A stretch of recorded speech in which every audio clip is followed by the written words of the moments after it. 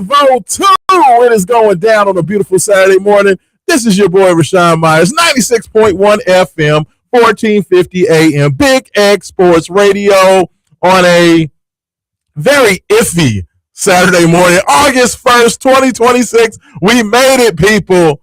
August, the month that is the beginning of football season. Absolutely excited to be here. Absolutely excited to be in here with you. Welcome to all those listening terrestrially on your radio airwaves this morning. Welcome to everybody listening on YouTube, listening on Facebook, listening on Twitter. Love to hear from you this morning. Super excited. We have a loaded show for you this morning. And I tell you what, man, the energy in the air and everything just feels differently, you know, now that we are officially into August. And it is not your normal August. There's so many things happening in the world of sports. There's so many things happening. We have a ton of Louisville basketball to talk about. We have a ton of, updates and news on college athletics. You have just an absolute neutron bomb being dropped on all of college athletics as we have a new ruling that has just come down yesterday evening. We have things going on with the negotiations for the Protect College Sports Act that's been going through Congress, and some rulings going on there. There's so much happening. My head is spinning, but of course, Louisville basketball is going to be the focus early because, of course, there was a exhibition that, of course, no one could see on Tuesday, but nevertheless, we followed along. We watched on Stat Broadcast. We got all of that good information that came out of that, and I'm going to talk about all of that. I'm going to talk about what I feel you can glean from that footage, or not from the footage, or, there was very limited footage, but, what we can glean from the information that was given, as well as the information that was given by Pat Kelsey after the event, and just how the University of Louisville has moved since the event is over. I think there's a lot of very interesting things that we can get into, and of course, that's probably going to be a big part of our morning, is just kind of discussing all of those different little, things that you may have overlooked or you really didn't think about. And that's definitely going to be a part of it. But, of course, we want you to be a part of it as well. 502-414-1450. That is the Game Day Men's Health text line. Would love to hear from you.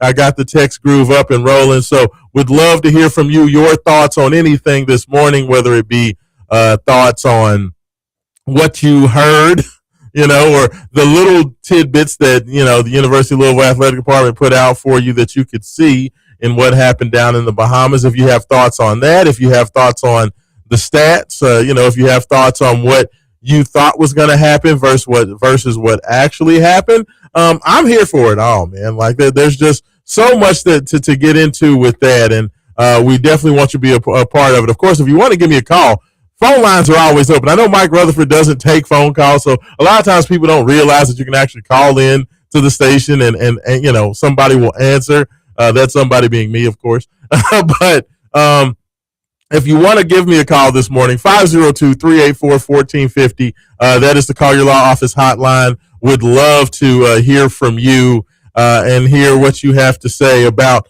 Louisville basketball, Louisville football. Football practice. Fall practice is about to kick off, like literally any time now. We are here. The summer's done, y'all. Summer's done. We're here. We're back.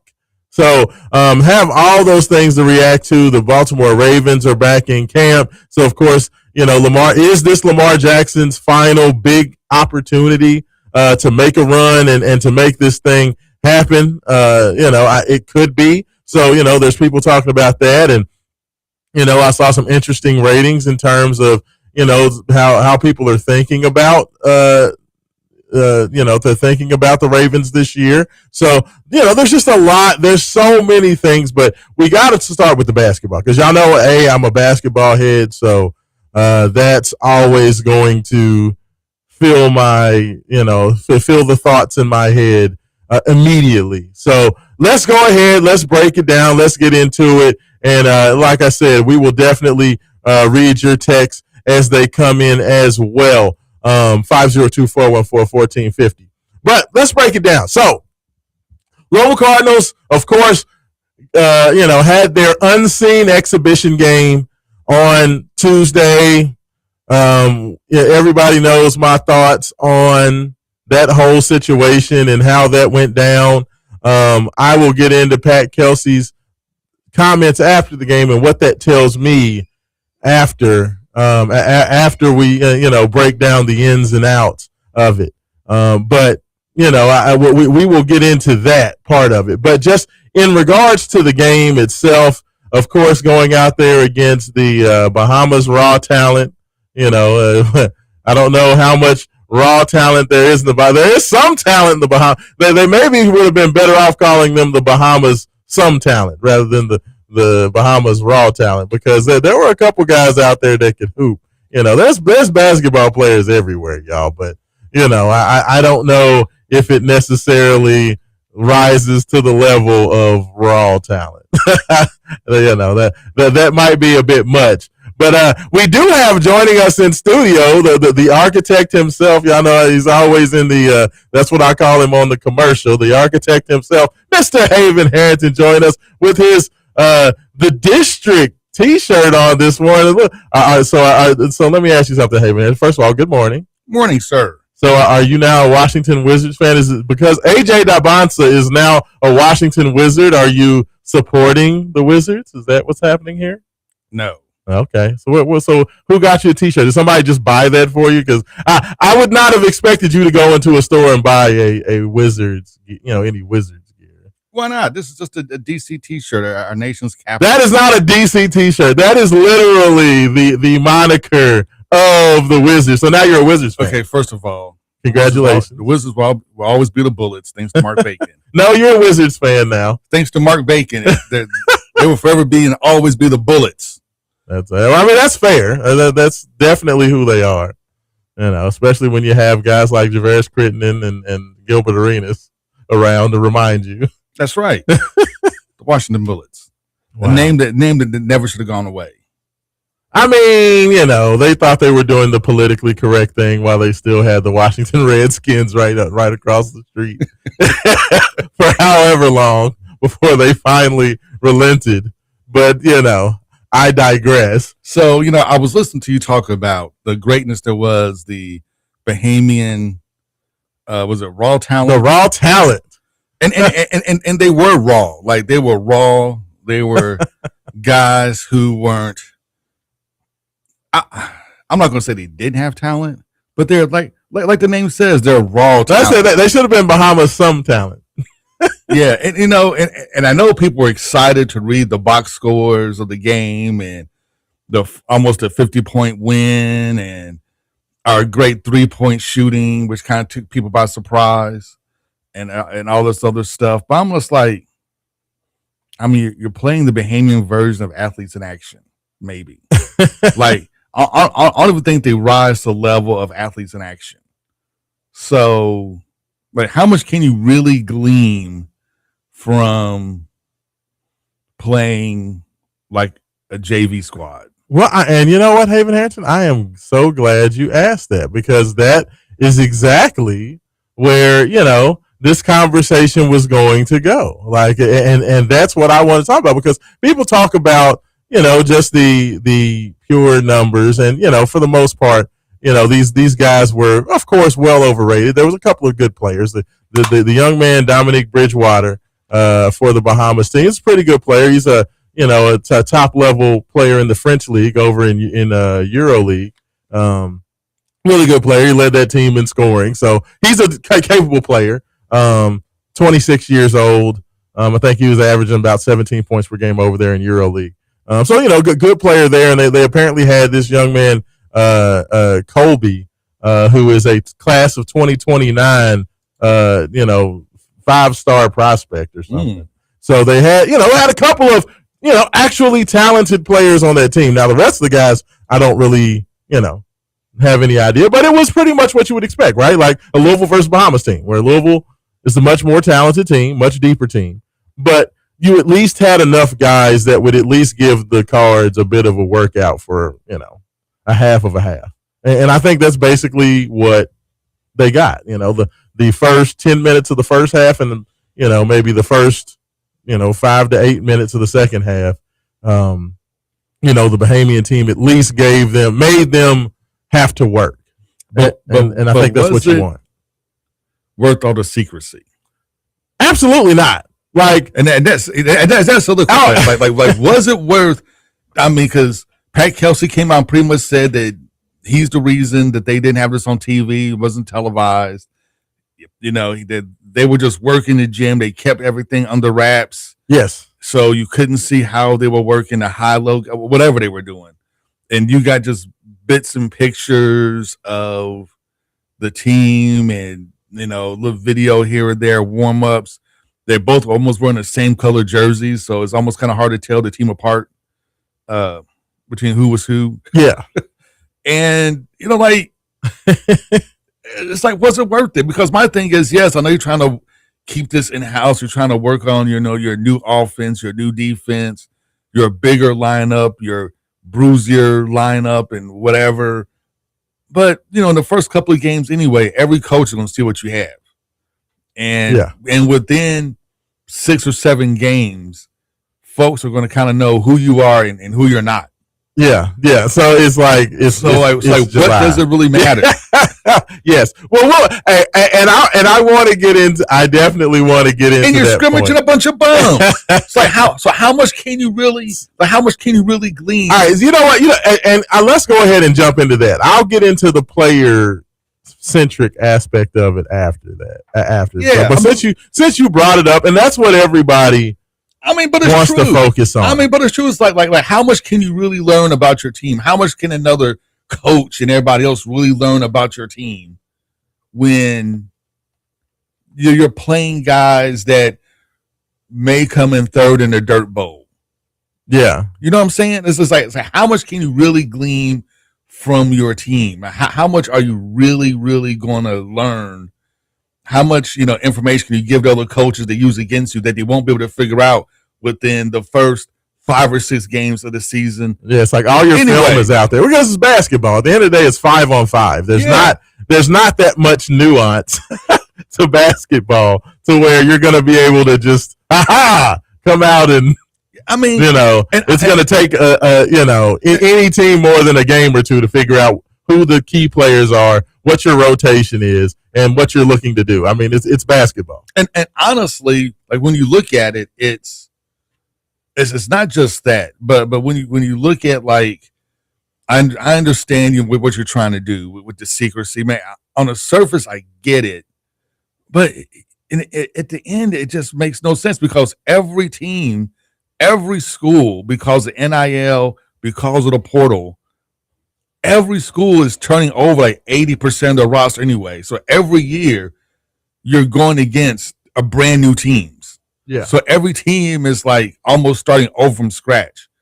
Most Power 5 teams, especially the Power 5 elite teams, they only bring back 1 or 2 dudes. So hold on. So I'm gonna play this. This was Pat Kelsey's comments after the game on Tuesday. This was his response to Brooks Holton, and Jody Demling, who were the only 2 media members that were down there. But here's what he had to say after that, Haven Harrington. Then we can kind of go from there. One of her idols and mentors was the great Kenny Klein. It was really cool that we had a moment of silence for Kenny earlier, but she keeps me abreast of she's got her finger on the pulse of a nation, of Louisville Nation, of Cardinal Nation. And I'm well aware that people are upset that we didn't stream it. All I can do is probably on the back end after we made that decision, apologize. Probably looking back, seeing how passionate everybody is about it, probably should have done it. But everything this summer was just about doors closed, blinders on, let's grow as a team, let's get better. It's been about us and business. And that was my mentality when we got together on June 5th. We decided to come on this trip. It was going to be the same thing. But I admit, I'm wrong, and I can be convinced otherwise. And Dana, she's the best in the world at what she does, and she asked me on 2 or 3 occasions whether I wanted to do it, and I just made the decision that we're not. I apologize to Corn Nation. Next time we do this, I promise. We'll promise we'll air it. So that was Coach Kelsey's response. Bah humbug. So, and that's my response. Bah humbug. You've been here long enough to know what Card Nation is like. First of all, you've been here long enough to know that, well, I didn't think people was going to be that hurt. Of course you did. First of all, Haven Harrington, the fact that he called the Louisville fans Louisville Nation and then Cardinal Nation. Coach, you've been here 2 years now. Come on, bro. It's Card Nation, bro. It's Card Nation. It's not Louisville Nation. It's not Cardinal Nation. Card Nation. That's first of all. Even with that being the case, you've been here long enough to know. I mean, to act like you were surprised that people were going to be upset that there was basketball being played and they weren't going to let us watch it. That is crazy. That's ridiculous. That is that makes no sense at all. I didn't think people would be this upset. I don't know what. Come on, bruh. I mean, come on now. So, come on now. I bet that's weak sauce. So let me tell you what this tells me. Okay, I'm going to tell you exactly what this tells me. Listening to that audio and just hearing what he said and how he said it, I'm going to tell you that this is what this tells me. This is what Pat Kelsey said without saying it. I know that getting to the second round of the NCAA tournament last year was not good enough. I know that people are pissed off about the Michael Brown situation. And I know that this is going to be a make or break year for my reputation. And basically what Coach Kelsey has tried to do was say, you know what, because this season is so important, I don't want any distractions. All I want to do is just huddle all my guys together, coach my team, and just everybody leave me alone because I cannot fail this year. And that's an admirable thing, right? Like, there's nothing wrong with that mentality because you appreciate the fact that the gravity of what this season in 2026, 2027 means is a lot to Pat Kelsey's legacy, right? Or it could be, I'm still not sure exactly what I have yet. And I'm not still quite sure how all these pieces of the Oh, no, I don't think that's it at all. I think Pat Kelsey feels like he's sitting. Then why are you scared? On pocket. But this is the whole point, right? Then why are you scared? Because let me explain why. Pat Kelsey, and the problem is this, and this is what I was going to say.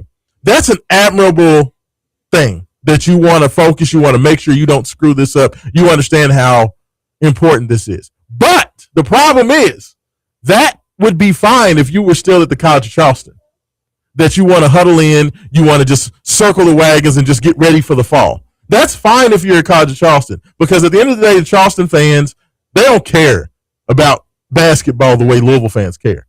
You are not only the head coach of Louisville men's basketball, you are the face of the university. And when you are the captain of such an important, probably the most important fixture of this city, you can't do that. You can't say, I need to circle the wagons and get really serious and really, really prepare. Yes, you need to do all that, but you still have to be a showman.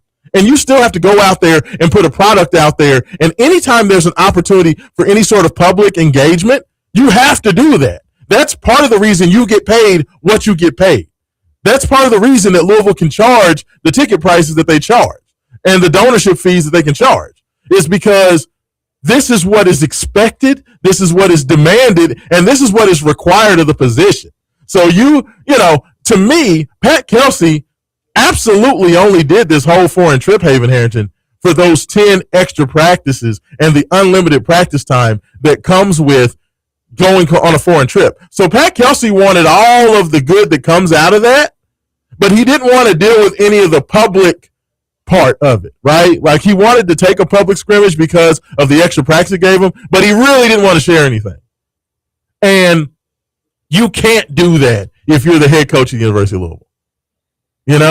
And so he hears the footsteps and he hears the murmurs, and he's not happy with how things have gone. Even though Louisville completely has done a 180 from what it was when he took over for Kenny Payne, he understands that this is a very important season. But while you are under that pressure and while you are under that scrutiny, you still have to come out, have a big smile on your face, and you got to roll that squad out there, especially against the Bahamas raw talent, pummel them and put it on there for the whole world to see. And do not cancel the second game because Louisville was selling $4,000 ticket packages to go down there with the promise of 2 games, and you go down there and you cancel that second game because you just don't want any information about your team out there.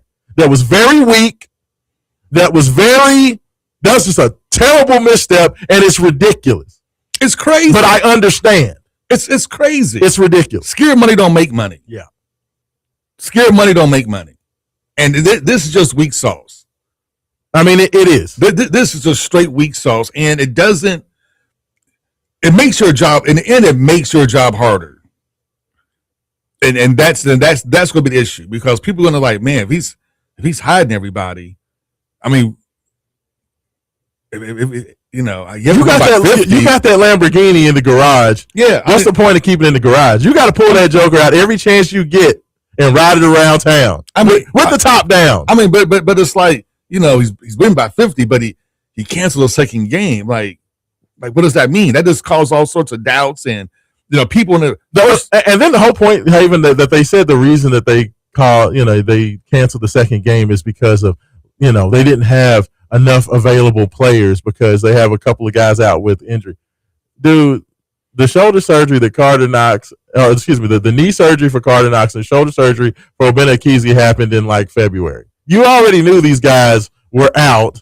I mean, well before the game. It's the Bahamian team. Like, what are you afraid of? Like, how much competition can he put up anyway? Yeah. I mean, how much competition he will put? I mean, even he went down there with just 7 dudes. I mean, you have Arkansas playing 4 games down there this weekend. No, and my thing is, if you're really trying to get your team ready, yeah, wouldn't playing more games, not against yourself, be really what you want? Absolutely.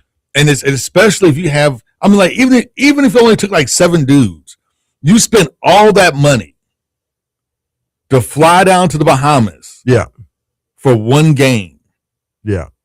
That is a tremendous amount of money you spent for 1 game.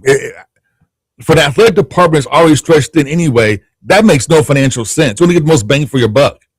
Like, why not play 2 or 3 games while you're down there? Yeah, I agree with you. I mean, so first of all, the fact that the reasoning for why they canceled the second game was BS. Yes, we know those guys were hurt. You knew those guys were hurt when you announced the 2-game event, and you asked fans for $4,000 to go down there and watch it. So you knew all this beforehand. So canceling it, that's bullcrap.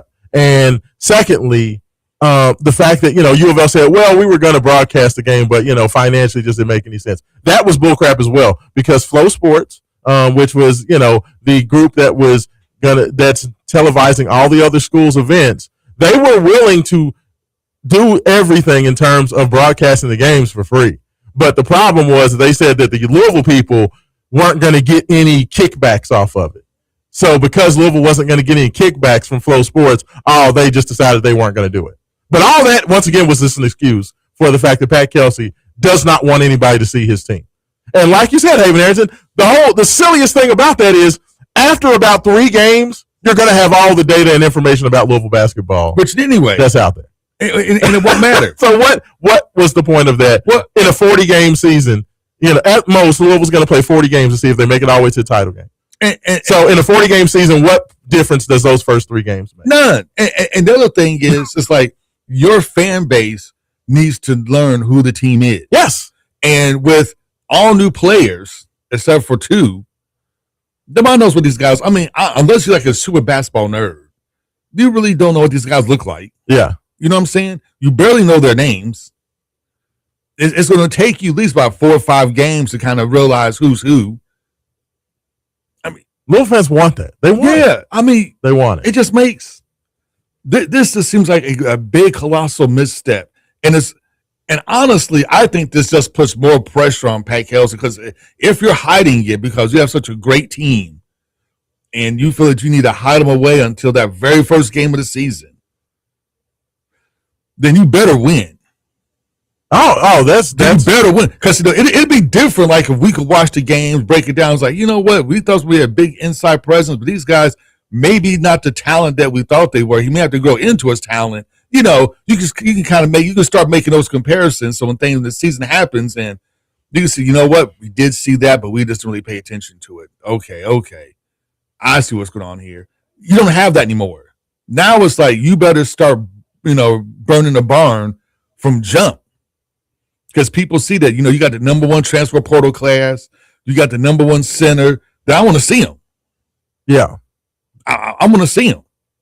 I better start seeing domination from game one, and we better not lose to quote unquote bigger teams or tougher teams. Yeah, I mean, no, it's fair. I mean, and this is I agree with you. Like there was going to be a tremendous amount of pressure on Pat Kelsey this coming year, and both from the fan base wise and from donor wise, because Louisville definitely went out there and basically gave Pat Kelsey an open checkbook and was like, whatever you need to get this team to that next level and to get them back to the Final Four, we're going to give you. So there's a lot. He understands the pressure. And like I said, that's the thing about it. It's admirable because he understands the pressure and he's doing everything he feels he needs to prepare to succeed. But you can't this is just, I'm not saying this is a sign of things to come or this is an issue, but this is definitely something that you did not handle the pressure well. Because as the Louisville head coach, you've got to be able to handle that pressure with grace and style, because that's part of the job. That's what the job requires. And that's what you said in your press conference, your opening press conference. So you knew what it's like. Like to say that I couldn't believe that the fans really had that appetite for basketball. It's like, that's what? Crazy. That's just makes no sense. That's bull crap. It's just bull. That's bull. But this is, to me, like, I love you, coach. That's bull crap. But to me, like, this is just such weak sauce. And it doesn't. Here's the thing, right? I mean, the narrative's out there that, you're a good coach. Yes. But you have almost zero tournament success. Yes. Like last year was the first time in coaching history that you won a tournament game. And, with the roster you had, everybody thought that this was going to be a Final Four team at the beginning of the season, that you have Final Four talent. And you just kind of stumbled across the finish line. The year before that, you had a ton of injuries. We get that. You had a good season. You had a good season. You got a bad draw with Creighton. Obviously another big guy that you didn't have any idea what to do with. And you got your doors blown off. Yeah. I mean, I would categorize his tenure so far as the Louisville head coach has been solid, not spectacular. But solid. It's solid, but what I was getting at, it's come across as soft. Like you're you're a soft coach, and your team, because teams reflect their coaches, right? Yeah. And you have a soft team, and it's reflection on, and this just kind of feeds into that, your softness. Yeah. I mean, it definitely, and it doesn't help your reputation as, man, this guy, Louisville's going to be talented, but if you push him. There's a level of swag that comes with being the Louisville head coach, and he's not living up to that swag level. Well, the thing is, like, if you push him, if you lean on him, if you beat him up a little bit, they're coward. We want to see him come out like the jet flying, Space Mountain riding. I mean, the man doesn't have to come like full Ric Flair. But you want that swag though. You want the Louisville head coach to carry himself with like. And the thing is, like he's shown swag, right? Comes to videos and everything else, dancing locker room. What did Tony Stark say? He said, people say the best gun is the one you don't have to fire. He says, I respectfully disagree. I believe that the best gun is the one you only have to fire once. So, you know what I'm saying? Yeah. It's like you want to go out there and be like, y'all don't want to mess with. I'm going to show you what I got. Yeah. And now you don't want none of that. And but now it's just like this is such weak sauce. It just makes you seem it makes you seem softer. He definitely hears the footsteps. And that's what I think. The biggest thing about this whole situation, and guess what, Haven? If they would have decided to not do the foreign trip, it almost would have been better if they just decided not to do it. You know what I mean? Because all it did was kind of display to me personally that you are all not necessarily in your own head, but you definitely are feeling the pressure, and it's already impacting you with some of your decisions. You know, and that was not necessary. And at the end of the day, it won't matter because I do think that this is going to be an outstanding team this year. I mean, on paper, yes. But, it definitely shows me that he's thinking about it. You know what I mean? Like he's understanding how important this is, but you need to understand who you are. You're not just Joe Schmo. You're not just a nobody. You're the head coach of the University of Louisville basketball program, and you need to carry yourself as such. And I think that he fell below that standard in terms of his public persona. Not the biggest thing in the world, not a big thing at all, honestly, because it's July, now August 1st. So at the end of the day, that doesn't matter. What you're doing and how you're moving in the summertime really doesn't matter as long as when those lights come on and, the ball tips for that first exhibition game, in Lawrence for, the Kansas Jayhawks, which unfortunately they announced is going to be on a Wednesday evening. So that just puts a crimp in my plans to go there because I'm like Wednesday night. Like they couldn't have put it on a Saturday. Really? You couldn't have put it on a Saturday? I mean, well, a Wednesday night in Lawrence, Kansas. I don't know if I can swing that, Haven. I mean, college basketball is like, never mind. I'm not going to get into it, but I know you were about to have your chance to take a shot. Oh, I was about to take a big shot too. I was about to take a big shot. But as long as you're ready to go, a game one in Lawrence, it's fine. It's fine. It doesn't matter. But this at least gave me a window into Pat Kelsey's mental state right now. And a lot of people I feel like may have missed that, not paid, because most people are like, who cares? It's just an exhibition against the Bahamas team in July. And yes, you're absolutely right. In terms of the game and in terms of team prep, at the end of the day, that is a very small blip that is basically meaningless. But this is tone setting. Yes, but this whole scenario and everything and how Louisville has moved for about the last week and a half leading up to it, and then, the comments afterward at least just gives me a window into the mind and the mentality of Pat Kelsey. I mean, to me, like this is all about tone setting. This is yes, and this is also about a man, as you said before, who's under the gun. Yes, he understands it though, but like it feels the pressure. Is that a good thing though, Haven? Like to me, I feel like that's at least a good thing because he understands how important this season is. Would you rather him be like completely flippant and just like he doesn't really care and he's just like, hey, we're gonna go out here and get on some jet skis and would you rather that or I would rather him because he was like, no, this is a business trip, blinders on, we don't have time for playing, we don't have time for sightseeing, we just came down here to get some basketball in and get right back home. Like, would you rather him be like overly relaxed or do you like the fact that at least he's like, Here's the thing, I like the fact that you cracking the whip. Well, I like the fact that you understand the pressure. Yes. But I would rather have you rise up and meet that challenge with, yes, I get the pressure. I get that I have to win.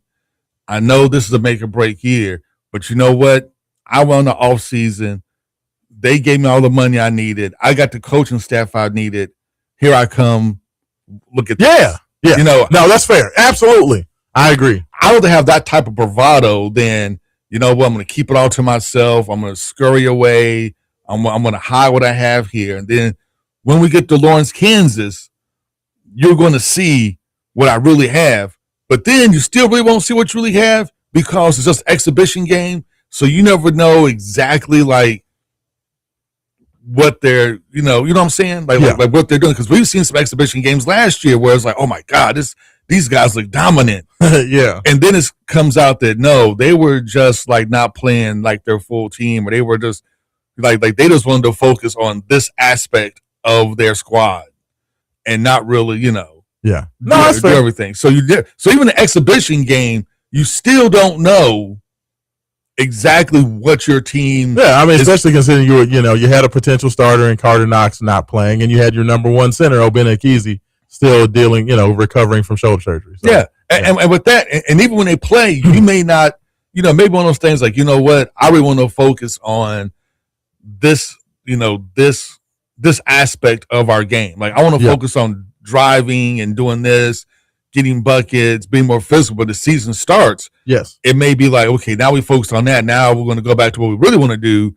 is inside out, and we're going to pound it inside. But I really want to see these guys get open for threes, and we want to shoot at least like 45 threes a game or something crazy. You just never know. Like you just never really know until like the season actually starts. Even the exhibition game, yes, you're playing against Kansas. Yes, you're playing against a talented team, but you still are not going to get the full flavor of your team, which is why having those games behind us, so you kind of see these guys, you kind of get an idea for see who works well together. Just rotations. See what the freshmen have. And then that's my thing. But to me, it's more about just learning your team. Like, how fun would it have been if he took that second game and was like, you know what? We got to see London Johnson. We got to see Jackson Shellstad. Let's start Isaac Ellis. Let's start Boyang Zhang. Let's start some of these young guys and see what they can do. Yeah. If we give them 25, 30 minutes, Yeah.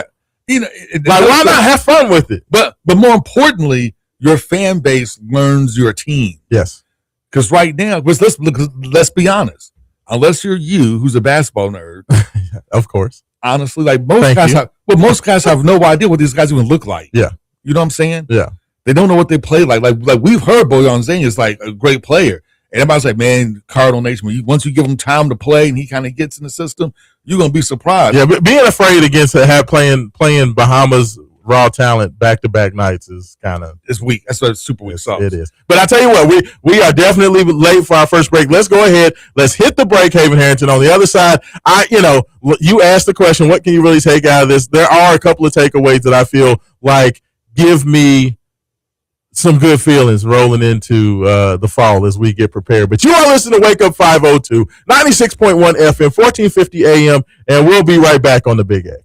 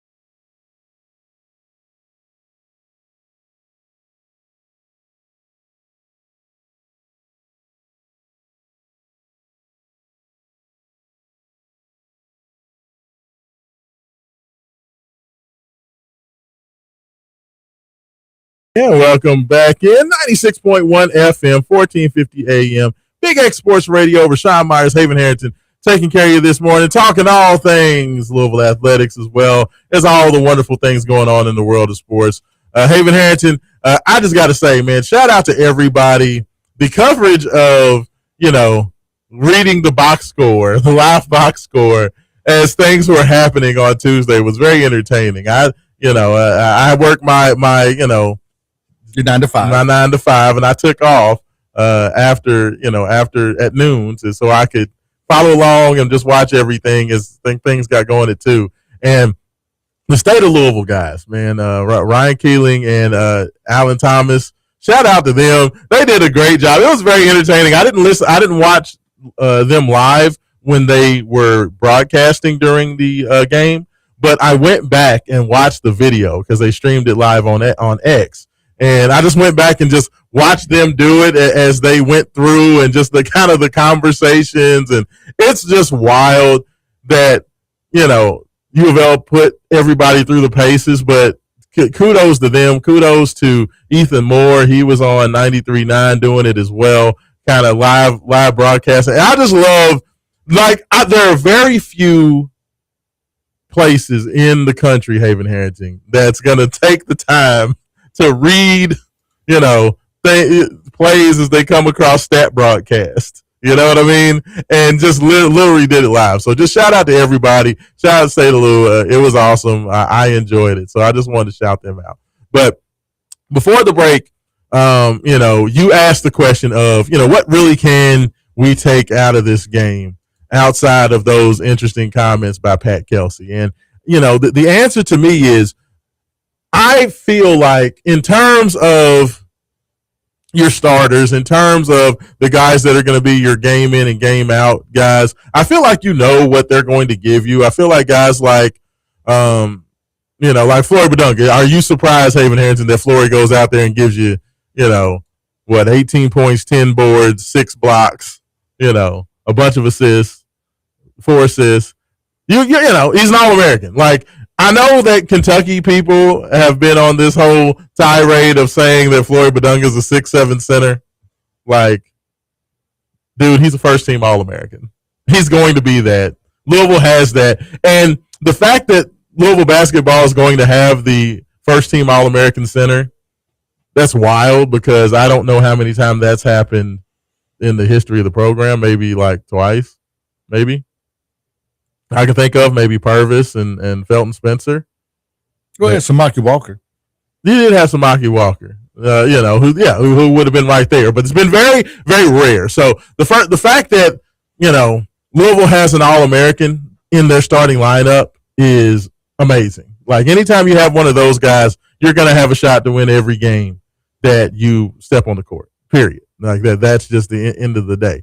So, but I feel like you understand what a guy like him is going to give you. You understand what an Alvaro Fulgaris is going to give you. You don't really know what he's going to do in the system, but you kind of understand that. Same thing with Jackson Shelstad. I know a lot of people were kind of freaking out because Jackson didn't shoot the ball well. He was 1 of 9 from 3, 3 of 13 from the field. Not worried about him at all. Dude is literally a scorer.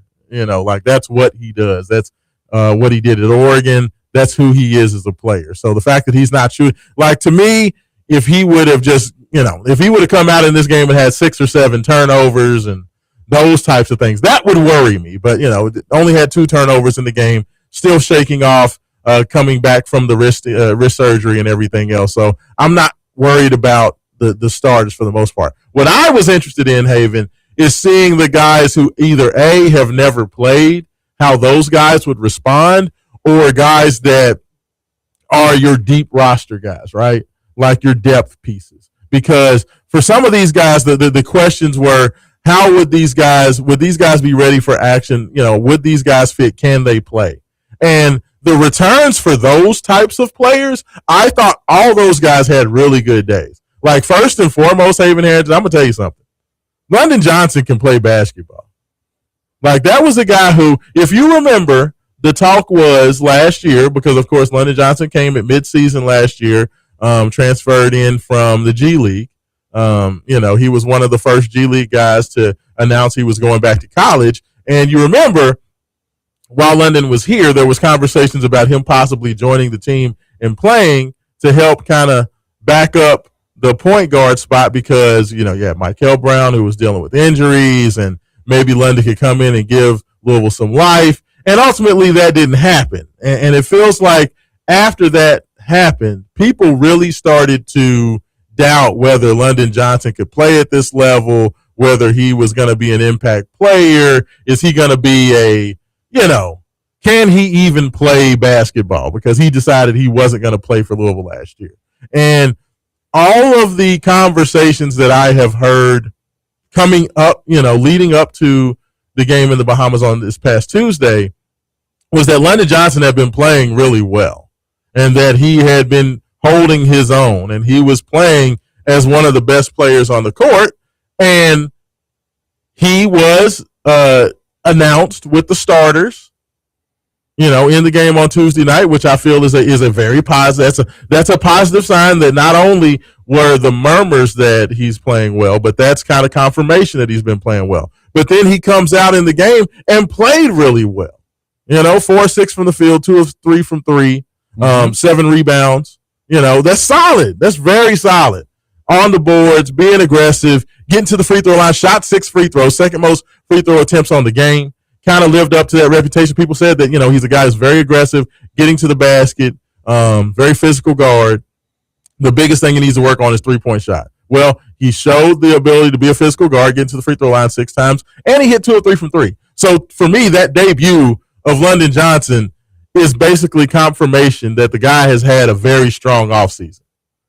So that's exciting. That's something to take away from that. Like London, to me, the guys that I really loved, London Johnson, I love what I saw from him. Another guy that I wanted to see what he could do and how he would, fit with a Coach Kelsey system was Gabe Dines, the 7'5" guy from USC. Did not play as much for Eric Musselman that he did when he was still at Youngstown State, where, he was 2-time defensive player, all defensive team and defensive player of the year his second season. Didn't play that much for USC, so just wondered what he was going to look like and what position he was going to play. I found it very interesting, first of all, Haven, that there was a lot of time where Gabe Dines played next to Flory Badunga, where basically they took Flory from the center spot, moved him over to the 4, and played Gabe at the 5, which to me signals, because people have fairly, and Haven, what have you said? The fact that Louisville has this reputation under Kelsey of being a little bit soft, right? And, especially on the inside and the interior, kind of not having a lot of toughness and physicality. Well, if you're willing to play Flory at the 4 for extended minutes, and I'd say that, there was at least, 15 to 18 minutes of the game where Gabe Dines and Flory Badunga played on the court at the same time. That tells me that this is going to be a fundamental change in what Louisville basketball looks like in 2026, 2027. So I feel like that is very positive because, people wondered, especially with Obina Ekezie, what is that going to look like? Is there going to be an opportunity where Ekezie and Flory are going to be on the floor together? And people said, well, the only way that's going to happen is if Louisville feels comfortable moving Flory to the 4. And because he's not a shooter, we understand Pat Kelsey likes shooters. Is that going to happen? To me, that's once again another thing I can take out of this game from Tuesday is that, yes, Flory Badunga is definitely going to play some 4 this year, which opens up the opportunity to have Ekezie and Badunga on the court together a lot, which is exciting. And not only did that confirm the fact that Louisville's going to look to get a lot bigger and play with some double big lineups, Gabe Dines, in the time he was out there, he was only out there for 14 minutes, had 9 rebounds, 3 block shots, a couple steals, was very, very active, and scored 6 points. So like he played really well, and that doesn't surprise me. Gabe is very efficient around the rim. He's, I think he shot over 70% from the field every year he's played college basketball. So that doesn't surprise me that he was, efficient around the rim. Just more so the fact that he got the 9 rebounds, which is a lot. Which is something that he's not necessarily had a reputation for. And I understand the level of competition has something to do with that, but I like for him to be efficient in those minutes. So I thought that Gabe had a very strong showing. I love the fact that Gabe and Flory played together. I think that's something and you can take out of it. And the other guy that I feel like you can take a lot out of is Isaac Ellis. Isaac Ellis is a guy who's been getting a lot of compliments, and the staff has been very complimentary of him since he got here, talking about how tough he was, how physical he was, how he's unafraid. And I think he showed that in the game. Against the guard in Bridgewater, who's very, very talented. We talked about how good he is. Isaac, seemed to really come out, control the team. He was very aggressive defensively, which is was the question. Was we understand that Isaac, is the all-time leading scorer in OTE. His history, he's the all-time leading assist guy. Can he play defense? And, Isaac came out there, was very pesky on defense, had 5 steals in the game, seemed to control the tempo pretty well and play well. 3 assists, no turnovers. So, all of those numbers look really, really good. So, when you ask me, what can you get out of it? Does it at least make sense? I'm not looking at the starters. I want to look at the guys that are the depth pieces, the guys that are going to be, Isaac's probably going to be your 3rd point guard. Gabe's going to be your 3rd big man. But seeing what those guys could do and at least seeing that the conversations and the talk in the offseason is at least displaying itself on the court. Does that make sense? It's always good to get your depth some run. Right? Yeah. It's always good to get your depth some run and to let those guys do what they do and to get experience, to get used to playing different combinations. It just would be nice to see it. Yeah. Yeah. Absolutely. It just would be nice to see how these guys, because, looking at a box score is one thing, but it would have been nice to see how they got to that box score. Yes. See how they work the ball around. Yeah. Were they working inside to out? I mean, a lot of times last year, Louisville was basically all perimeter, throw the ball around the perimeter, the whole possession, and then jack up a 3. Were they actually looking to get the ball to Flory every possession? You know what I mean? Were they working inside that? Were they throwing the ball down to Gabe Dines and working it around? You know what I mean? Those types of things would have been nice to see. And what kind of post moves when they got the ball, did they have? Yes. Or was it just they were just the guys were playing against were so overmatched it wouldn't matter? I could score on them. Yeah. You don't know. Yeah. But they got work, so that's a positive. Yeah. But to me, this is so remember, was it last year the Louisville football season where we saw them play East Kentucky and and they blew them out 51-17, right? Yeah. What they should have done. But from watching that game, you could still kind of see. You can see, yes, there were things you could take away from it. There's some things you take. There's some cracks that you can see. Yes. It's whoa, Bill Moses' arm may not be as devastatingly strong as we thought it was going to be. Even against the worst of competition, I feel like there are definitely things that there's things you can see. You can glean. So going to the season, so as the season progressed and you kept seeing those things, come back, then you're okay, we saw hints of this against Eastern. Yeah. And now it's really showing its head. So you were kind of prepared for it.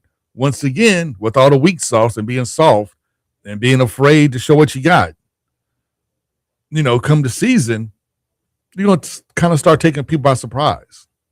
Yeah. Which is never a good thing. It's nice to know that we have these weaknesses and how you're going to cover up your weaknesses. That's what it's all about. That's what coaching is literally what it's all about. Finding your weaknesses and they're trying to mask those weaknesses as they're exploited throughout the season. And unfortunately they didn't, we weren't able to get that, but at the end of the day, I feel like it was a successful trip. Everybody's healthy. And now we just get to the other side of it. But I tell you what, Haven Harrington, we are up against it. Let's go ahead. Let's hit the top of the hour break. When we come back, we have some big news on the college landscape. A lot of that going on. We're also going to have a special guest coming in as well. So much more to get into. This is Wake Up 502, 96.1 FM, 1450 AM, and we'll be back on the Big X.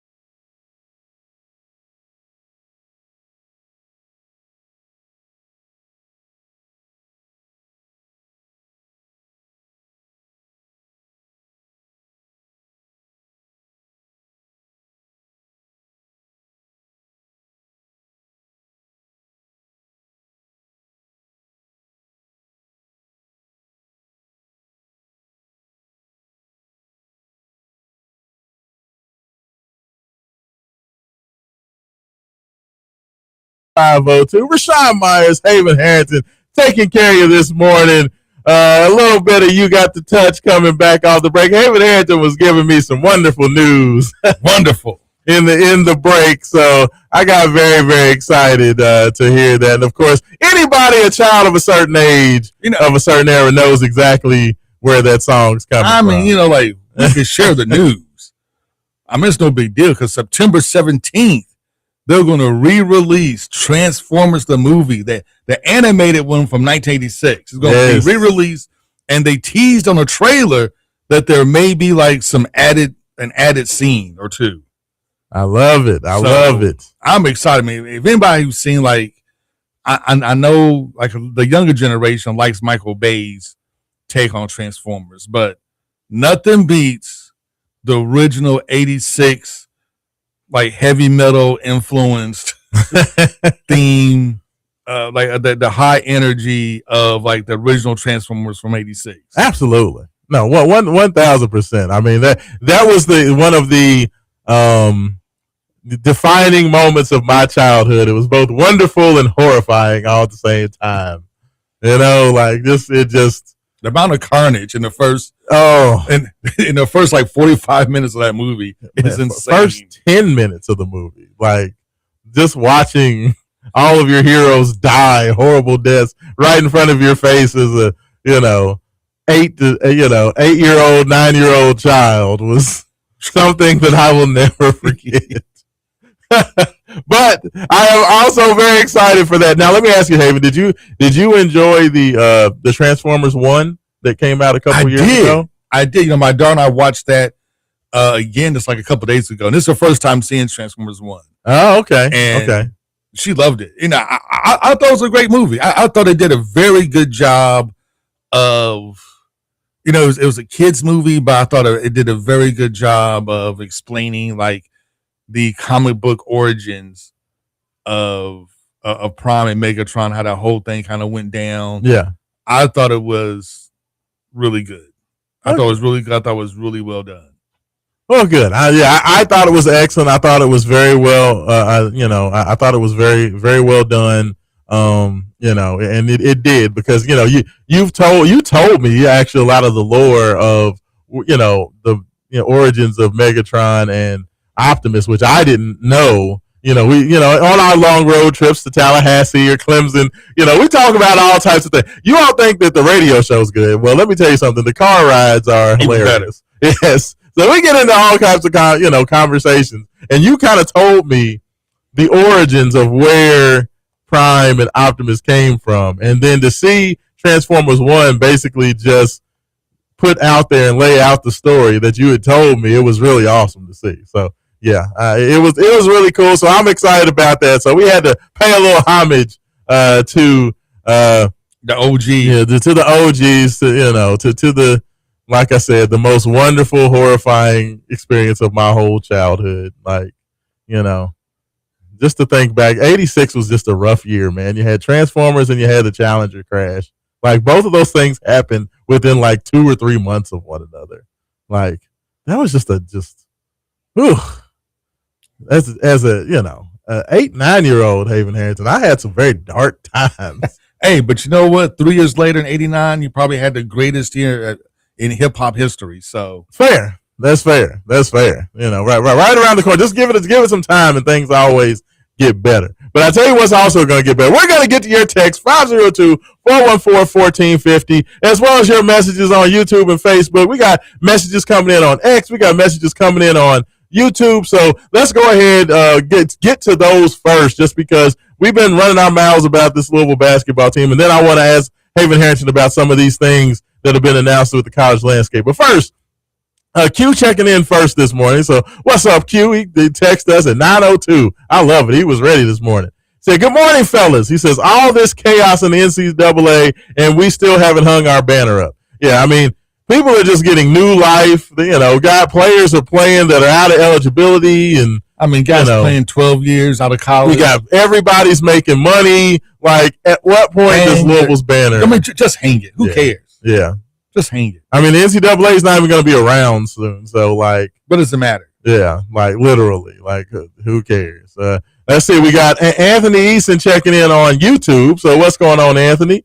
Appreciate you listening. He says, Myers, you think we should try to add another player after this new ruling? Well, I'm glad you brought that up, Anthony.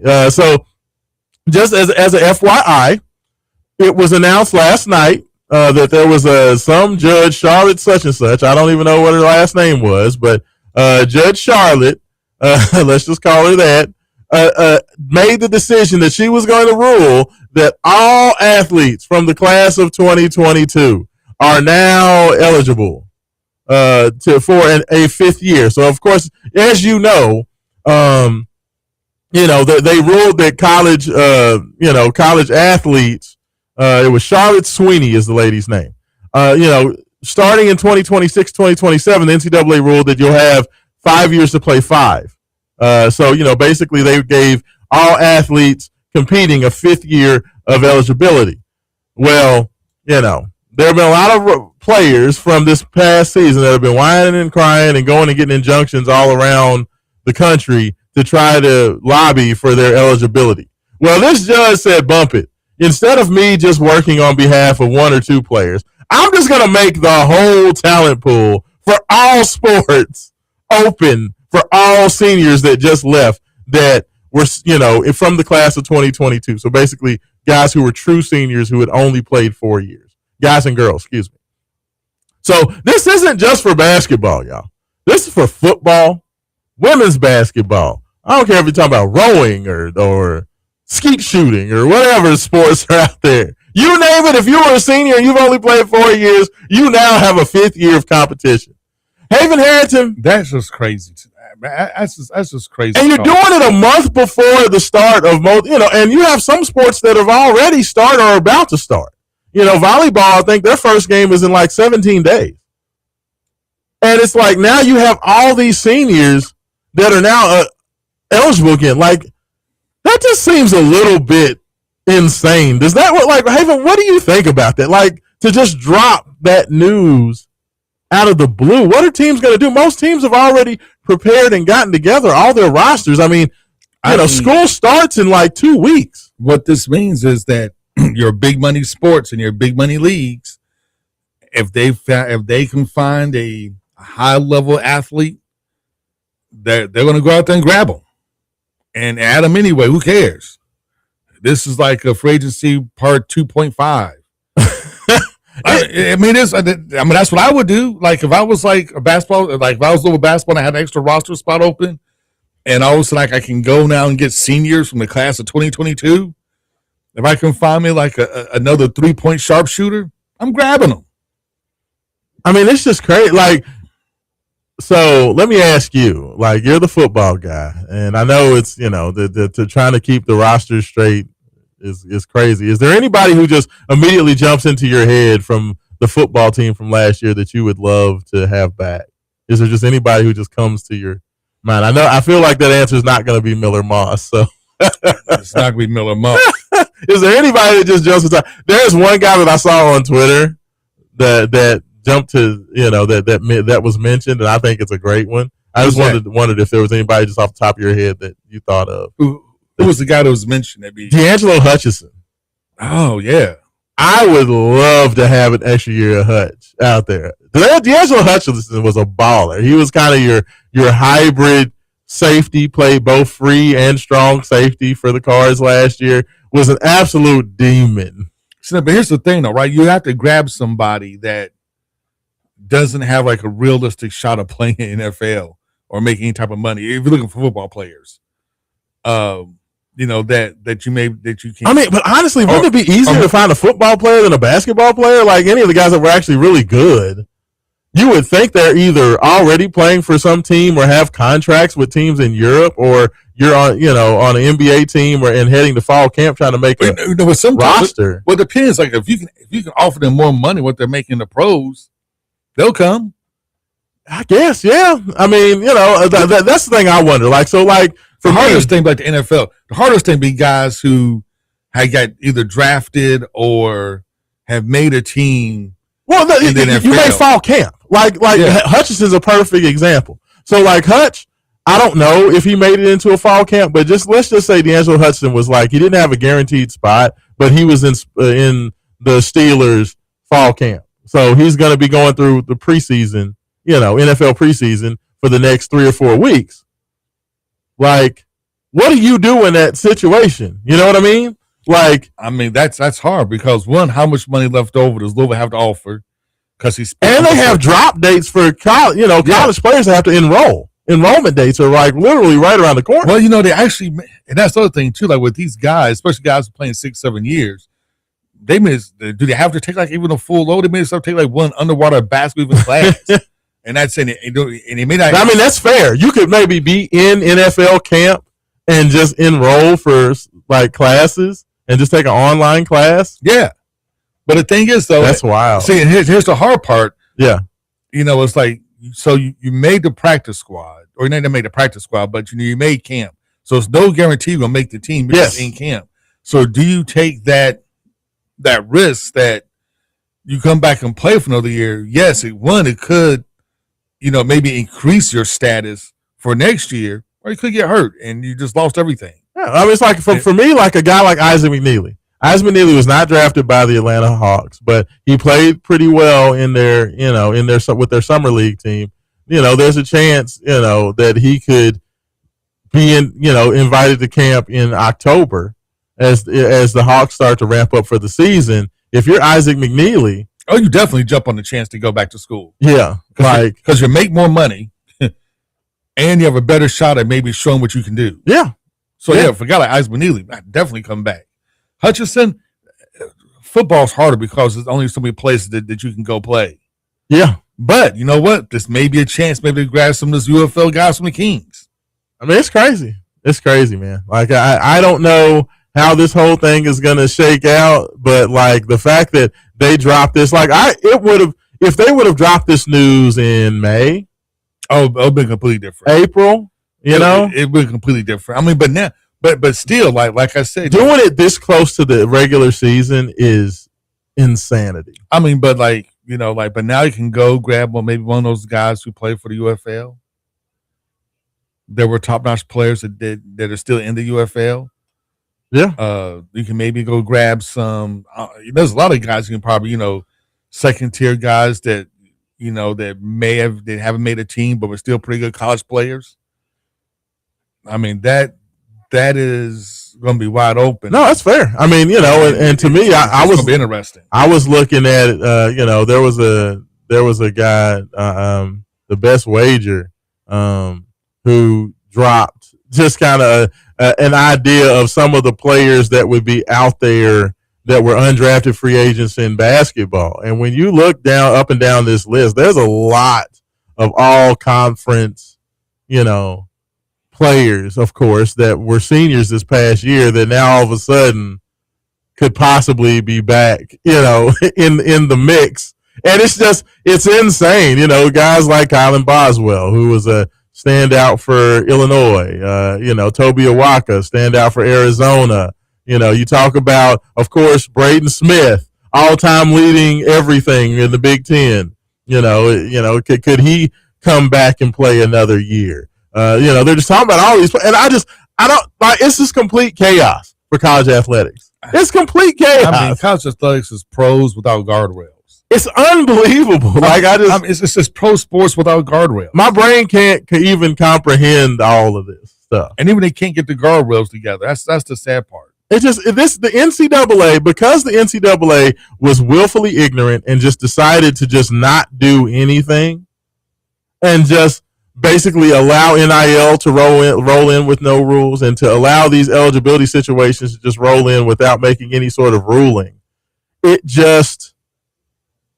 just made everything worse. I mean, even from the conference alignment stuff and the teams, just like everything in college athletics is just pure chaos now, because the NCAA was like, we're just not going to do anything. We're just going to continue to collect as much money as we can and just hopefully we can ride this thing until the wheels fall off. And it is beyond chaos, and it's beginning to ruin the sport, because now it's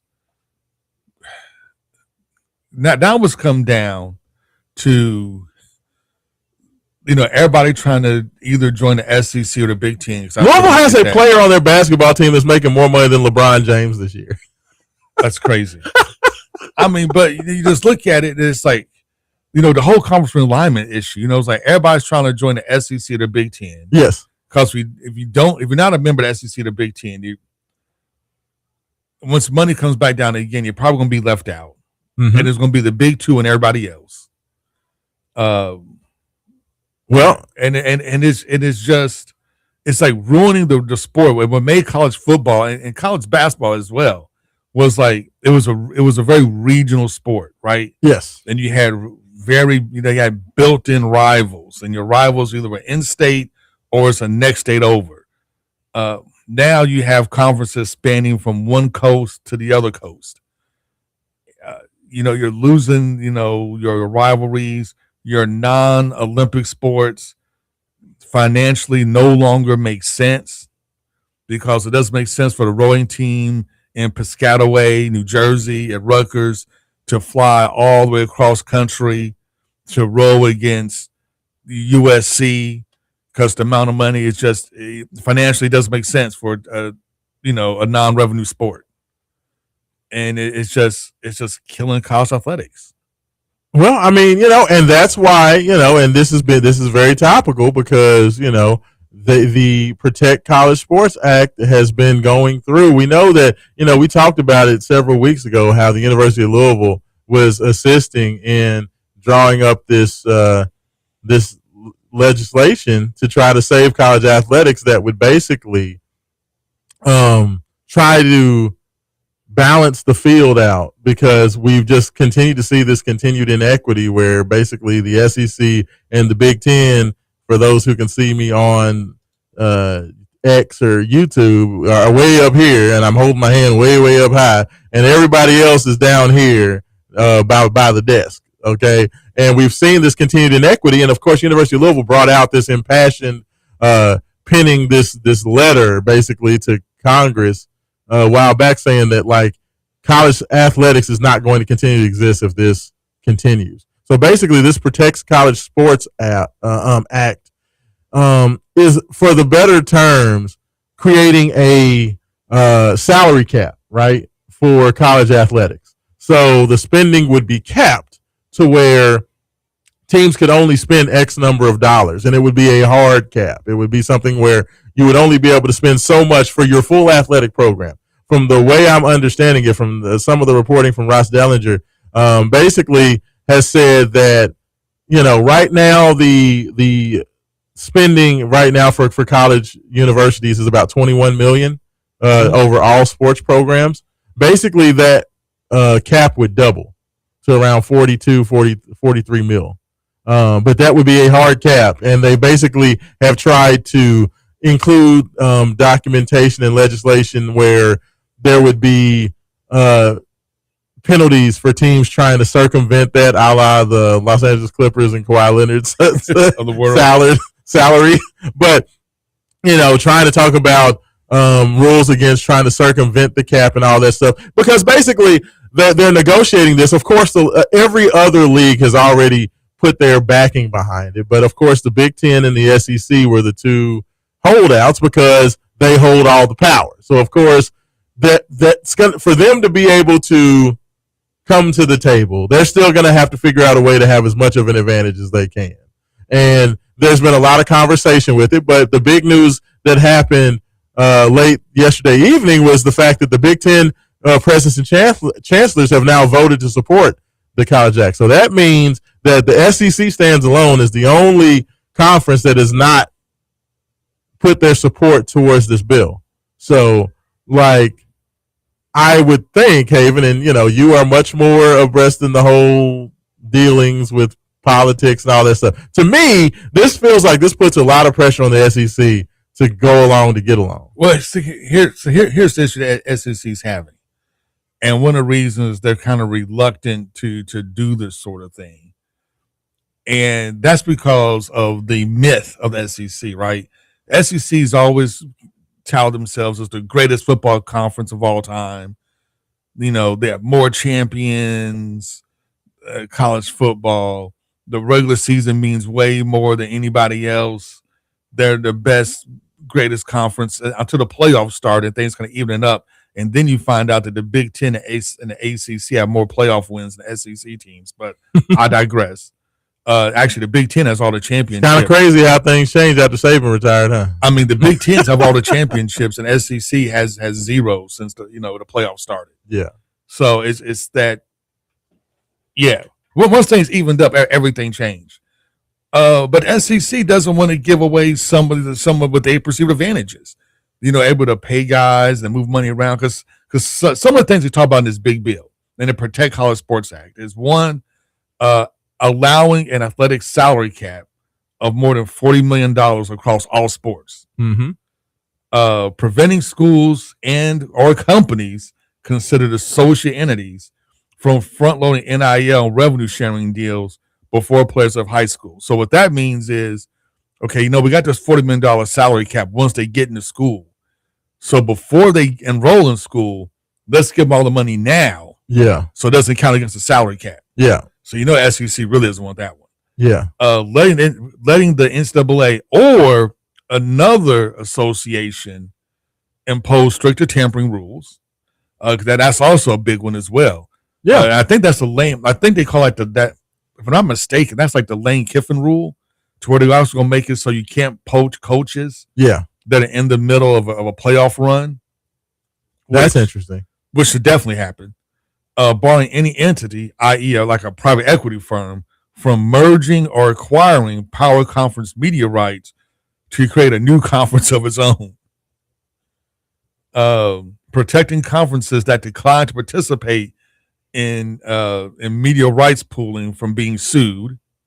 Letting power conferences, here's another big one, expand to 19 teams.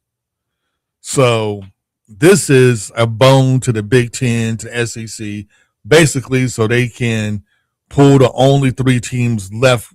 There's only 4 teams in the country left worth getting. Notre Dame, they're not joining any conference. Yeah. Clemson, Miami, Florida State. Yeah. So that's aimed at getting Clemson, Miami, Florida State out of the ACC. And I don't care what all the ACC apologists say. Once Clemson, Miami, Florida State leaves, the ACC to me is just an also-ran conference. It's like the Big 12. It's like the Big 12. It's an also-ran conference because now you have no teams in there that's won a national title. So there's that.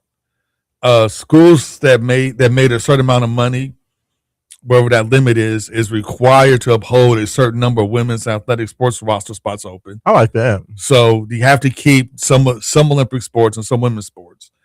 And there's an anti-merger provision was changed to to include all the power conferences and not just the Big Ten, SEC. So that way the Big Ten and SEC just couldn't merge together, create their own super league, and then leave everybody else out. Yeah. So, I mean, the haves are still going to be the haves, and the have-nots are still going to be the have-nots, but there's at least this going forward with this bill would at least protect, because everybody's continued to talk about that whole, the power conferences breaking away from the rest of college athletics and just creating their own leagues and all that stuff. I think that it protects against that, and it basically puts a stop or a halt to the Big 10 and the SEC continuing to increase the gap between them and the ACC and the Big 12. So I think that it's overall, I personally think it's a good thing. I think that it's necessary, it's needed. It's so needed, but this is something the NCAA could have done on their own years ago. Absolutely. And avoided all of this. Yes, I agree. But they were just too soft. Yeah. Too scared. We don't like soft stuff on this show. No, we don't. On Wake Up 502, we're not about being soft. And they're being scared. But it's something that has to happen because you can't see in the Big Ten literally just run roughshod over college athletics. And that's exactly what is happening. Yes. And was just going to get worse. Yeah. And it was just going to get worse. Because, as a Louisville fan, it is the quote unquote next round of redistricting, if there is, Clemson and the already shown Clemson, Miami, and Florida State are going. They have to take one other school from whatever conference to balance that out. I know North Carolina thinks that they're in the driver's seat to go someplace, but are they really? Because football is driving this bus, and North Carolina football is trash.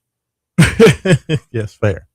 Yeah, I mean, no, I love it. I'm happy that the Big Ten. Honestly, I'll tell you what.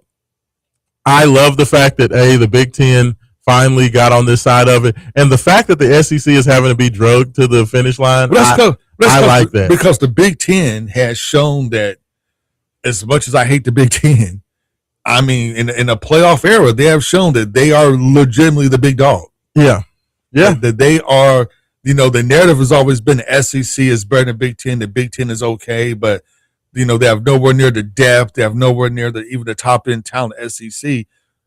I mean, the Big Ten started all this stuff by taking USC and UCLA and bringing them, basically killing off the Pac-12. At that point, they established themselves as a top dog. Well, one, the TV contract makes more money than SEC, which has to be, I'm sure, a bone of contention for the SECs. That they have a bigger and better TV deal.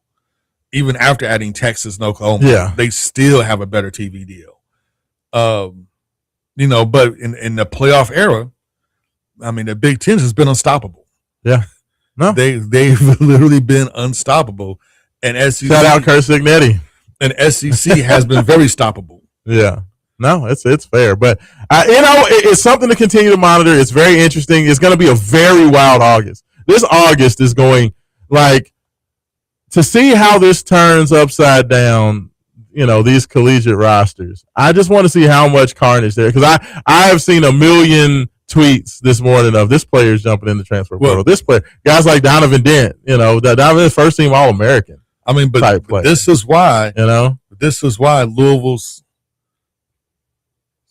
disappointing performance in football the past couple of years, it's just so damaging. Because if Louisville can find a way to beat Stanford and make a playoff run, even if we lose the first round of playoffs, the fact that we even made the playoffs puts you in a whole different level of conversation. Maybe Louisville can go grab Carson Beck now and let's go ahead and install him as the starter.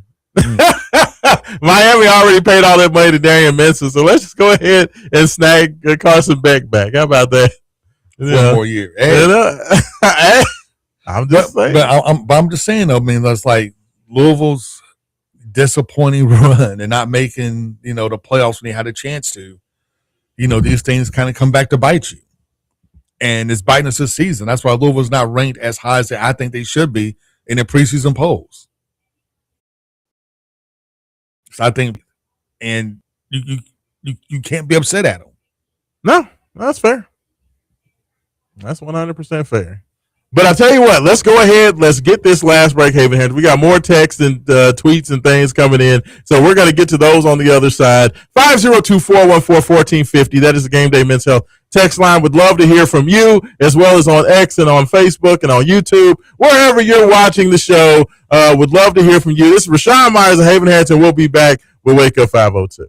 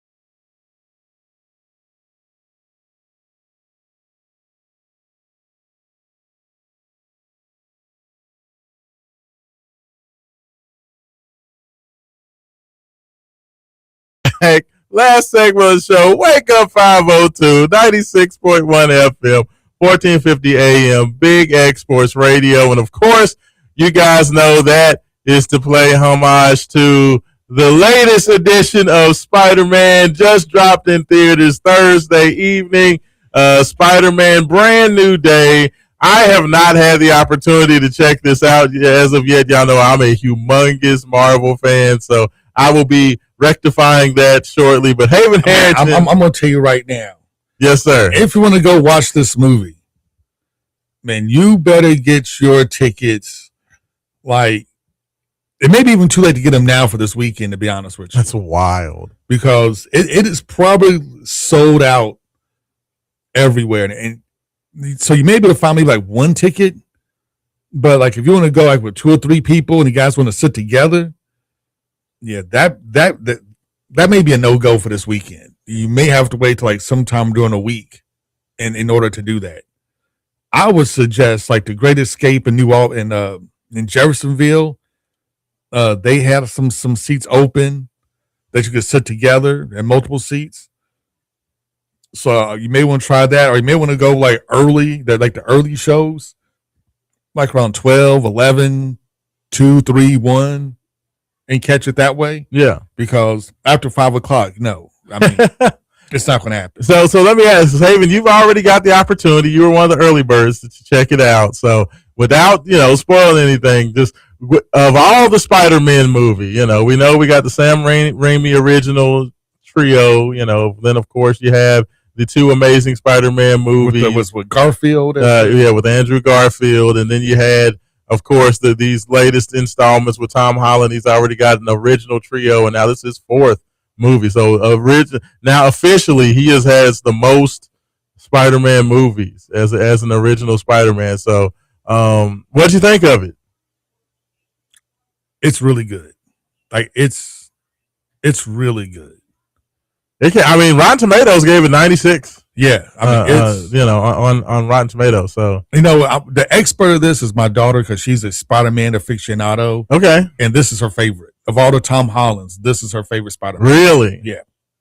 Okay, even better than No Way Home. Yes. Wow, I love No Way Home. I just watched that the other day. I thought it was excellent. Yeah, it is excellent. But this has like this pays homage. Well, doesn't pay homage, but it picks up right where No Way Home left off. Okay. So, with Spider-Man, he's alone. He hasn't seen MJ or Ned at all. Like every other kid his age, he's paying attention on social media, but refused to contact him. He's, and you get that sense of he's just doing this by himself. Yeah. Like he's a Spider-Man by himself, and the loneliness he feels. And you know what I'm gonna say though? This is a good movie. He was very always for me. The Tom Holland Spider-Man always got on my nerves because he was way too happy. He was always way too happy-go-lucky. There was no Uncle Ben moment for him, and that always annoyed me. So with the way things went down in No Way Home and how that kind of turned his story to where it was kind of like delayed, not necessarily delayed gratitude, but just waited for his tragedy to strike. You know what I mean? Because every Spider-Man has his tragedy. Like that's part of the, that's the part of the story for Spider-Man. It's always the Uncle Ben, with great power comes great responsibility thing, So it was kind of delayed for that. So I was always very interested to see where the story turned from there because his kind of tragic arc started a lot later than all of the other editions of Spider-Man. Yeah. So I'm very excited. So I cannot wait to see it. So Now I'm also excited to see the conclusion of Miles Morales' story. Oh yeah, because to me, of all the Spider-Man movies, yes, that is, we count animation too because it's obviously animation. Yeah, Spider-Verse. Yes. To me, the Spider-Verse is like the gold. That's like the best. That's like the platinum standard. Yeah. Tom Holland's like gold standard, but that's like.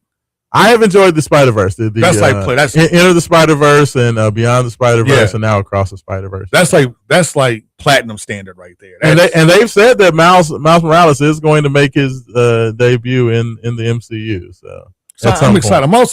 I'm kind of curious to see how they're going to do the Doom.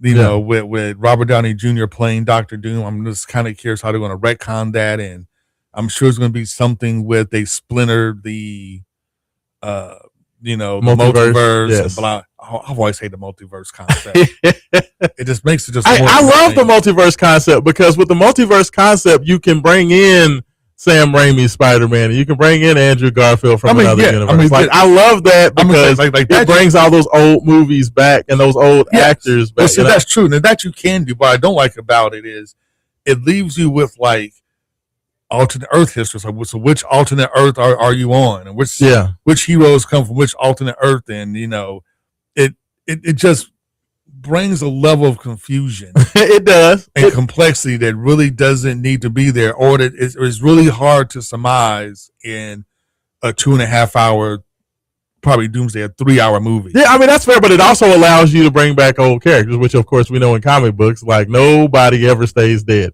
Like they always say, no one ever stays dead except for Uncle Ben. That is the rule of comic books. Uncle Ben never comes back, everybody else does. So, that's the thing with comic books, and it's like that's one of the things that people want to get upset because they're like, "Oh, you wasted Iron Man's death. Oh, you wasted Captain America's happy ending." It's like, understand this: in comic books, nothing's forever. Nothing's forever. Nothing's ever final. So, like, you just got to get over it. Like, speaking of which, have you seen Supergirl? I have not watched Supergirl yet. Okay, no. Well, have you seen that? I have not. Not. I was kind of curious as to what your take was. Well, it just got.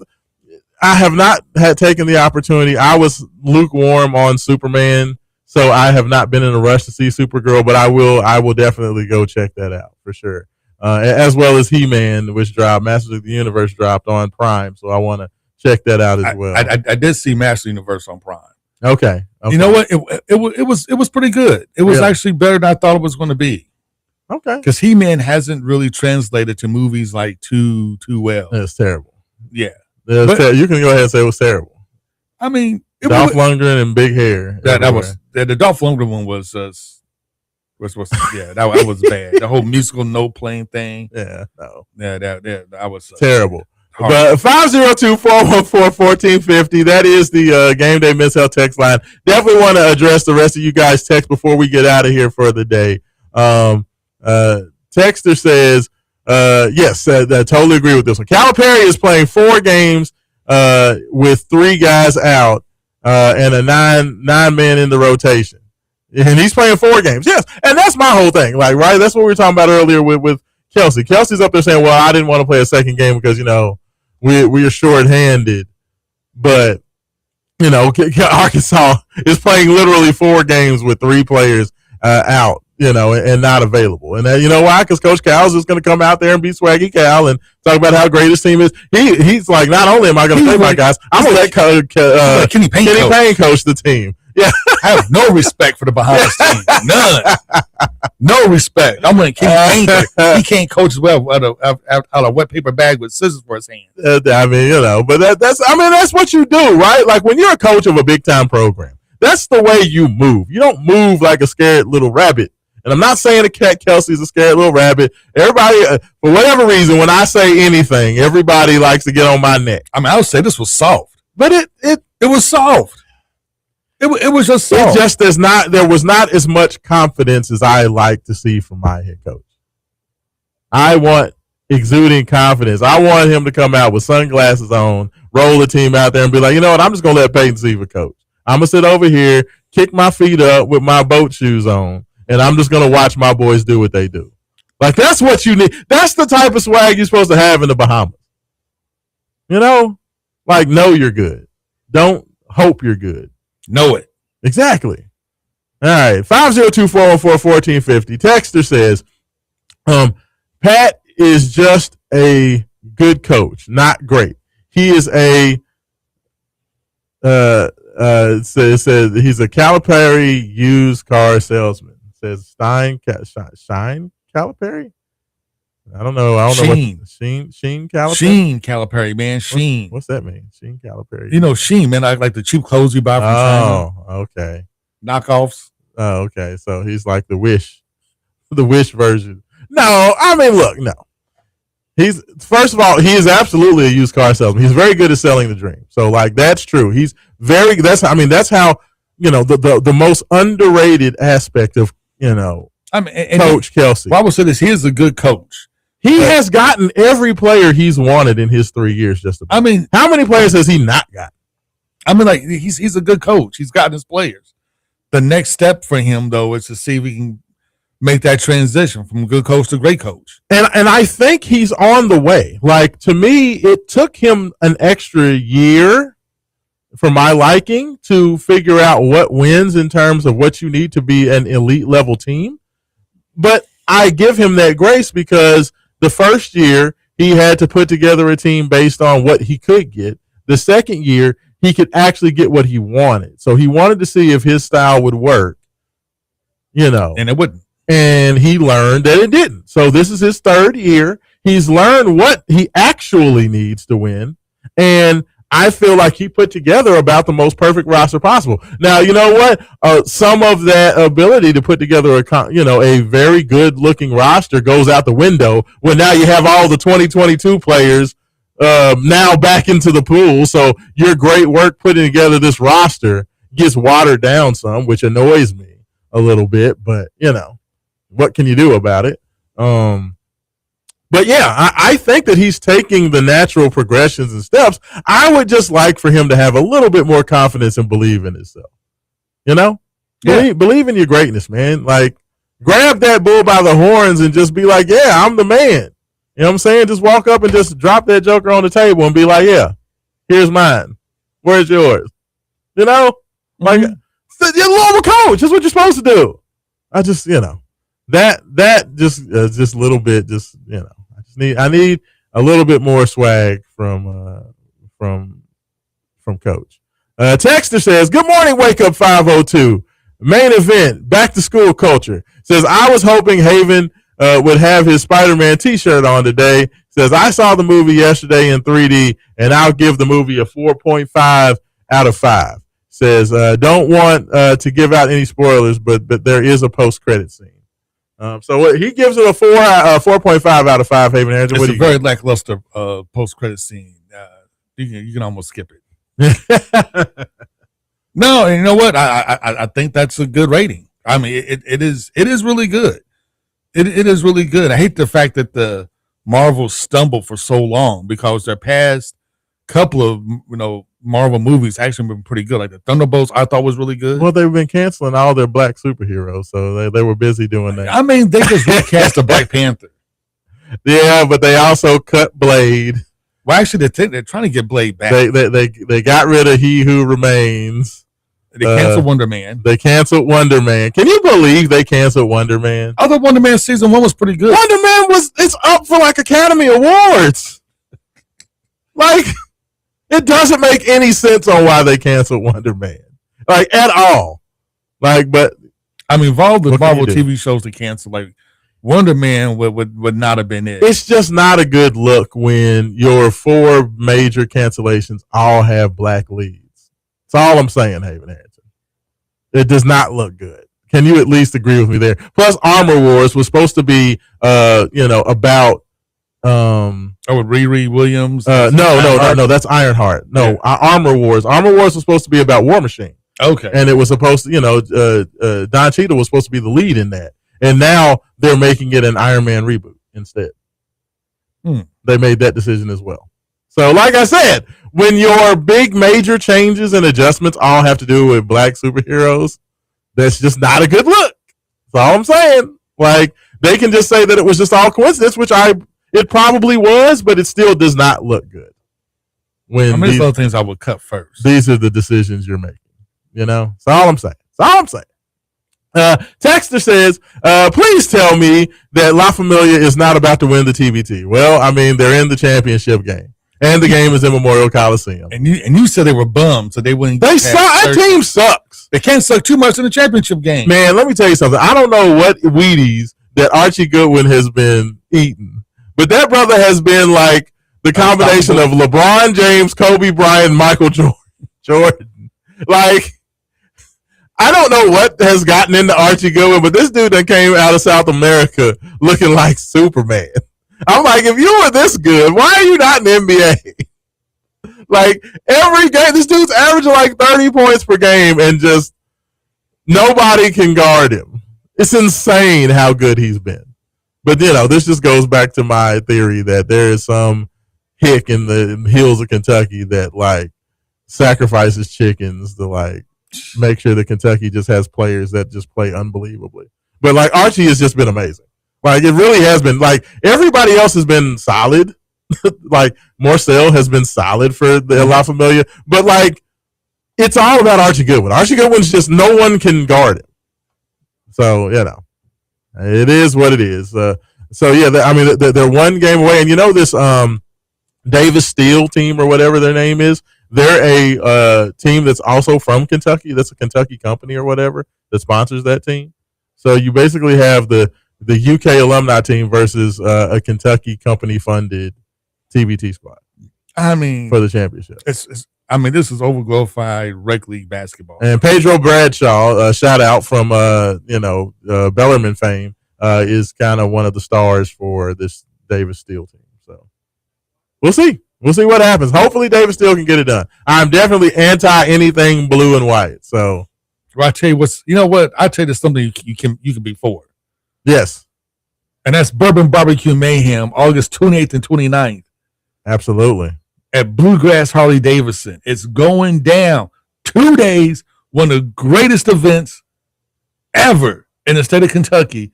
It's going down for 2 days. Bluegrass Harley Davidson, August 28th, 29th. Go to bourbonbbqmayhem.com for all the information you need and all the tickets to kind of give you an idea of what's going on. Yes. Which is so awesome. Is that 2 days worth of great barbecue. I mean, great. We're flying in 7 chefs and pit masters. They're going to come in and they're going to cook 2 samples of their take on Southern barbecue, as well as we got guys like Pursuit. Brewery's going to be there. Noble Funk, Copper and Kings. They're going to have like specialty cocktails just for you. And for one price, you can sample as much barbecue as you want on both days, both Friday and Saturday. You can, within reason, obviously. You can samples many of the beverages, once again, within reason, that you want. One price gets you in on Friday. One price gets you in on Saturday. If you want to come for both days, we got special combo prices. Go to the website, bourbonbbqmayhem.com. Check it out. I mean, like I said, and on Saturday, the chef's going to do it again with 2 new samples, with their 2 new flavors, 2 new takes. So it is going to be awesome. And then Saturday night, we're going to cap it off with Tim Mayhem Moten is going to be fighting for the ABO World Heavyweight Championship fight. My man Sim Bulls is going to be here. Tyler Albrecht, who's 7-0, is going to be here. The Sim Bulls is one of the best up-and-coming fighters this city has to offer. We're going to check him out. We got the number 1 fighter of Costa Rica, Sebastian Barricall, coming back. The Cuban Assassin is going to be here via Miami. I'm telling you, this is a 2-day event like no other. We got the Unlimited Show Band is going to be playing Saturday and Saturday night. So we got music, DJs, boxing, all the barbecue you can eat, the best cocktails you can drink.